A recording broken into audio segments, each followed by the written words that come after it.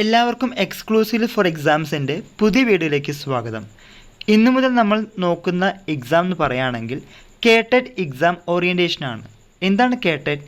Kerala teachers eligibility test. KTET ആകെ 4 കാറ്റഗറിയാണ് ഉള്ളത്. Category 1, 2, 3 and 4. കാറ്റഗറി 1 LP ക്ലാസ്സുകൾക്കാണ് കൂടുതലായിട്ടും കൊടുക്കുന്നതെങ്കിൽ കാറ്റഗറി 2 ഏതാണ്? UP ക്ലാസ്സുകളായിരിക്കും. എന്നാൽ കാറ്റഗറി 3 ഹൈസ്കൂൾ ക്ലാസ്സുകൾ. ആൻഡ് ഫൈനലി കാറ്റഗറി 4 ഭാഷാ അധ്യാപകർ അഥവാ ലാംഗ്വേജ് ടീച്ചേഴ്സ്. അതിൽ ഈ പറയുന്ന സ്പെഷ്യലിസ്റ്റ് അധ്യാപകരും ഉൾപ്പെടും.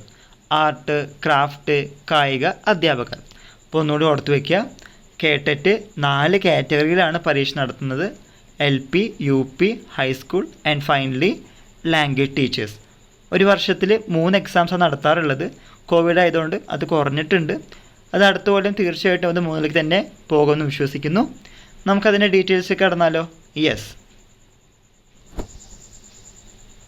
ഓർമ്മിക്കേണ്ട ദിവസങ്ങൾ. ഇത് ഓൾറെഡി ഇതിന് വിജ്ഞാപനം വന്നിട്ടുണ്ട്, നോട്ടിഫിക്കേഷൻ വന്നിട്ടുണ്ട്, രജിസ്ട്രേഷൻ ആരംഭിച്ചിട്ടുണ്ട്. 19-ാം തീയതിയാണ്, നവംബർ 19-ാം തീയതി ഓൾറെഡി ആരംഭിച്ചിട്ടുണ്ട്. ഇതിൻ്റെ അവസാന തീയതി ഓൺലൈനായി അപേക്ഷിക്കുന്നതിനും ഫീസ് അടയ്ക്കുന്നതിനുമുള്ള അവസാന തീയതി 27 നവംബർ 2020 അപ്പോൾ അതുകൊണ്ട് ചെയ്യാത്തവർ, അപേക്ഷിക്കാത്തവർ തീർച്ചയായിട്ടും ഈ ദിവസങ്ങൾ അപേക്ഷിക്കുക. എന്തായാലും അവസാന ദിവസത്തേക്ക് കാത്തിരിക്കേണ്ട ആവശ്യമില്ല, തിരക്കാവും, പിന്നെ വെബ്സൈറ്റ് കുറച്ച് ബ്ലോക്കൊക്കെ ആവും. അതുകൊണ്ട് എത്രയും പെട്ടെന്ന് തന്നെ വരും ദിവസങ്ങളിൽ ചെയ്തു തീർക്കുക. ഫൈനൽ പ്രിൻ്റ് എടുക്കുന്നതിനുള്ള അവസാന തീയതി 28 നവംബർ 2020. വെബ്സൈറ്റിൽ നിന്ന് ഹോൾ ടിക്കറ്റ് ഡൗൺലോഡ് ചെയ്യേണ്ട തീയതി 19-ാം തീയതി മുതൽ, അതായത് ഡിസംബർ 19-ാം തീയതി മുതൽ നമുക്ക് ഡൗൺലോഡ് ചെയ്യാം. പരീക്ഷാ തീയതി 28-29 ഡിസംബർ 2020. പരീക്ഷ ടൈം ടേബിൾ ഓൾറെഡി ഇവർ പബ്ലിഷ് ചെയ്തിട്ടുണ്ട്.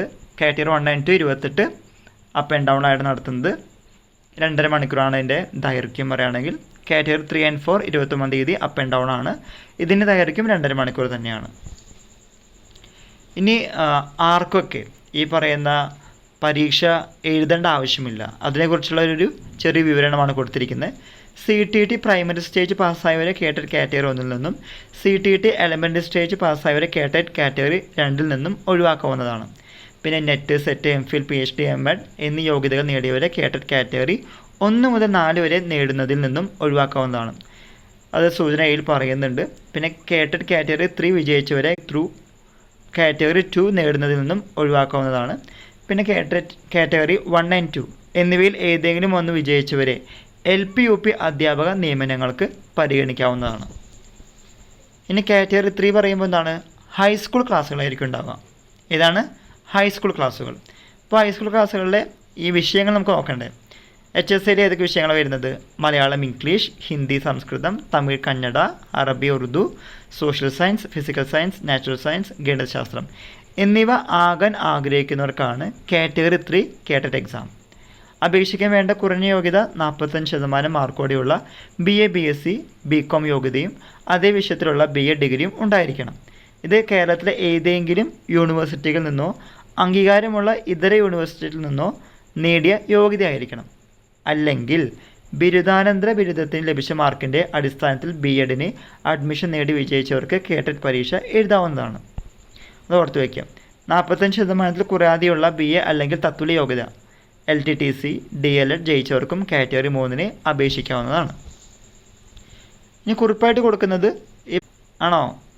കേരള സർക്കാർ പരീക്ഷാ ബോർഡ് NCTE സർവകലാശാല അംഗീകരിച്ച അധ്യാപനത്തിൽ ഡിഗ്രി ഓർ ഡിപ്ലോമ യോഗ്യതയുള്ളവർക്കും കാറ്റഗറി 3-ന് അപേക്ഷിക്കാവുന്നതാണ്. ഈ അപേക്ഷകർ കേരള സർക്കാർ കേരളത്തിലെ ഏതെങ്കിലും സർവകലാശാലകൾ അംഗീകരിച്ച തുല്യത സർട്ടിഫിക്കറ്റ് വെരിഫിക്കേഷൻ സമയത്ത് ഹാജരാക്കേണ്ടതാണ്. വേറൊരു കാര്യം പറയുന്നത്, കേടെറ്റ് കാറ്റഗറി 2 and 3 പരീക്ഷകൾക്ക് ഡിഗ്രിക്ക് 45% എന്നത് എല്ലാ വിഷയങ്ങളും കൂടി കിട്ടിയ ആകെ മാർക്കിൻ്റെ ശതമാനം എന്ന രീതിയിൽ കണക്കാവുന്നതാണ്. B.Ed, D.Ed, DLED അവസാന വർഷ, അതായത് പഠിക്കുന്നവർക്കും ഈ പരീക്ഷ എഴുതാവുന്ന കാര്യമാണ്. ആകെ 150 ചോദ്യങ്ങൾ അടങ്ങിയ മൾട്ടിപ്പിൾ ചോയ്സ് മാതൃകയിലുള്ള ഒരു പേപ്പർ മാത്രമേ ഉണ്ടാകൂ. ഓരോ ശരിയുത്തരത്തിനും 1 മാർക്ക് എന്ന രീതിയിൽ ക്രമീകരിച്ചിരിക്കുന്നു. ഈ പരീക്ഷയ്ക്ക് നെഗറ്റീവ് മാർക്കില്ല. ഇനിയുള്ളതിൻ്റെ സിലബസാണ്. ഘടനയും ഉള്ളടക്കവും ആകെ 3 പാർട്ടാണുള്ളത്. പാർട്ട് 1-ൽ കൗമാര മനഃശാസ്ത്രം, അഡോളസെൻ്റ് സൈക്കോളജി. പിന്നെ അതുകൂടാതെ പഠന സിദ്ധാന്തങ്ങൾ, അധ്യാപന അഭിരുചി, എന്താണ് പെഡഗോജി. പാർട്ട് 2 എങ്ങനെയാണ് വരുന്നത്? ഭാഷ മലയാളം, തമിഴ്, കന്നഡ, ഇംഗ്ലീഷ്. പാർട്ട് 3 വിഷയാടിസ്ഥാനത്തിലുള്ള ചോദ്യങ്ങൾ. അപ്പോൾ ഒന്നുകൂടെയും പറയാം, part 1 adolescent psychology plus pedagogy, part 2 ഏതെങ്കിലും ഒരു ലാംഗ്വേജ് ഫസ്റ്റ് ലാംഗ്വേജ് തിരഞ്ഞെടുക്കുക. പാർട്ട് 3 നമ്മൾ ഡിഗ്രിക്ക് ഐച്ഛികമായി ഏത് വിഷയമാണ് പഠിച്ചിരിക്കുന്നത് ആ വിഷയം സെലക്ട് ചെയ്യുക. അതിൻ്റെ ക്വസ്റ്റ്യൻസ് ആയിരിക്കും ഉണ്ടാവുക പ്ലസ് പെഡഗോജി. അപ്പോൾ അതിൻ്റെ മാർക്കിൻ്റെ കാര്യം പറയുകയാണെങ്കിൽ ചോദ്യങ്ങളെണ്ണം നമുക്ക് നോക്കാം. ചോദ്യങ്ങളുടെ എണ്ണം 40 ചോദ്യം 40 മാർക്ക്, രണ്ടാമത്തേന് 30 ചോദ്യം 30 മാർക്ക്, മൂന്നാമത്തേന് പാർട്ട് 3 80 ചോദ്യം 80 മാർക്ക്. ടോട്ടൽ 150 ആണ്. 150 മാർക്ക് 2.5 മണിക്കൂർ. നെഗറ്റീവ് മാർക്കൊന്നുമില്ല. ജനറൽക്കാർ തീർച്ചയായിട്ടും 90 മാർക്ക് നേടേണ്ടതാണ്. OBC SC/ST മാർക്കിളവുണ്ട്, അത് ഓർത്ത് വയ്ക്കുക. ചോദ്യങ്ങളുടെ രീതിയും നിലവാരവും നമുക്ക് നോക്കാം. പാർട്ട് 1 ചോദ്യങ്ങൾ 13 മുതൽ 17 വയസ്സ് വരെ പ്രായമുള്ള കുട്ടികളുടെ വിദ്യാഭ്യാസ മനഃശാസ്ത്രം, പഠനബോധന സമീപനങ്ങളും തത്വങ്ങളും എന്നിവയെക്കുറിച്ചുള്ളതായിരിക്കും. വിവിധ പഠിതാക്കളുടെ സ്വഭാവ സവിശേഷതകളും ആവശ്യങ്ങളും മനഃശാസ്ത്രവും മനസ്സിലാക്കി പഠനം അനായാസമാക്കുന്നതിനുള്ള കഴിവ് പരിശോധിക്കുന്ന ചോദ്യങ്ങളാണ് പാർട്ട് 1 ഉണ്ടാകുന്നത്. പാർട്ട് 2 പറയുകയാണെങ്കിൽ ഭാഷ മലയാളം, ഇംഗ്ലീഷ്, തമിഴ്, കന്നഡയിലെ ചോദ്യങ്ങൾ ബോധനമാധ്യമമായി തിരഞ്ഞെടുത്ത ഭാഷയെ ഉപയോഗിക്കാനുള്ള കഴിവ് അളക്കുന്ന തരത്തിൽ ആയിരിക്കും. അതായത് proficiencies related to the medium of instruction. Part 3 അതായത് അക്കാദമിക് വിഷയങ്ങളിലെ ആശയങ്ങൾക്കും സങ്കല്പങ്ങൾക്കും അനുസരിച്ചുള്ളവായിരിക്കും. നേരത്തെ പറഞ്ഞല്ലോ, നമ്മൾ ഡിഗ്രിക്ക് ഏത് വിഷയമാണ് എടുത്തിരിക്കുന്നത്. അതായത് ഡിഗ്രിക്ക് ഇപ്പോൾ BA ഇംഗ്ലീഷ് എടുക്കുകയാണെങ്കിൽ ഇംഗ്ലീഷ് റിലേറ്റഡ് ആയിട്ടുള്ള ക്വസ്റ്റ്യൻസ് ആയിരിക്കും ഉണ്ടാവുക, പ്ലസ് പെഡഗോജി ഉണ്ടാവും. കേരള SSCRT പ്രസിദ്ധപ്പെടുത്തിയിട്ടുള്ള 8 മുതൽ 12ാം ക്ലാസ് വരെയുള്ള സിലബസ് അടിസ്ഥാനമാക്കിയുള്ള ചോദ്യങ്ങളാണ് ഉൾപ്പെടുത്തിയിരിക്കുന്നുവെങ്കിലും കാഠിന്യവും വ്യാപ്തിയും ഡിഗ്രി തലം വരെയുള്ളതായിരിക്കും. ഇപ്പോൾ 8 മുതൽ 12 വരെ ക്ലാസ്സുകളാണ് ഉദ്ദേശിക്കുന്നതെങ്കിലും അതിൻ്റെ ഒരു ഡിഫിക്കൽട്ടി ലെവൽ ചോദിക്കുകയാണെങ്കിൽ എന്താണ് വരുന്നത്, ഡിഗ്രി വരെ ഉണ്ടായിരിക്കും. അപ്പോൾ അതുകൊണ്ട് ഡിഗ്രി വരെയുള്ള ക്വസ്റ്റ്യൻസിൻ്റെ പാറ്റേൺ പഠിച്ചു വയ്ക്കുക. മുൻ വർഷങ്ങളിലെ ക്വസ്റ്റ്യൻസ് തീർച്ചയായിട്ടും നോക്കേണ്ടതാണ്. അപ്പോൾ ഇതാണ് നമ്മൾ ഇന്നത്തെ വീഡിയോയിൽ ഉദ്ദേശിക്കുന്നത്. പിന്നെ അടുത്ത വീഡിയോസ് മുതൽ നമ്മളിതിൻ്റെ ഓരോ ചോദ്യങ്ങൾ, അതായത് ഓരോ പാർട്ട് ഡിസ്കസ് ചെയ്യും. ആദ്യത്തെ പാഠം ഡിസ്കസ് ചെയ്യാൻ ഉദ്ദേശിക്കുന്നത് സൈക്കോളജിയാണ്, അഡോളസൻറ്റ് സൈക്കോളജി. സമയം കിട്ടുകയാണെങ്കിൽ തീർച്ചയായിട്ടും നമ്മൾ ബാക്കിയുള്ള വിഷയങ്ങൾ നോക്കും.